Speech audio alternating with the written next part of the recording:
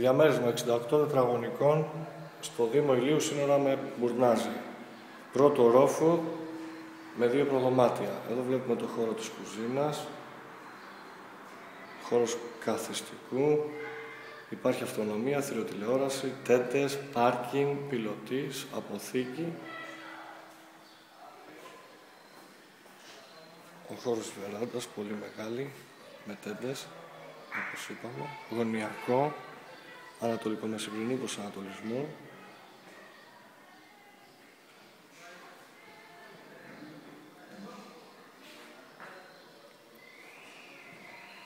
Ο χώρος του καθιστικού, πολύ μεγάλος.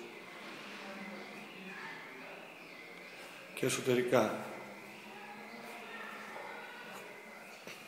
υπάρχει το μπάνιο, χώρος του πλυντηρίου, θερμοσύφωνας, μία κρεβατοκάμαρα με ντουλάπα, φωτεινή, με παράθυρο, τετράφυλλη ντουλάπα, εντυχισμένη.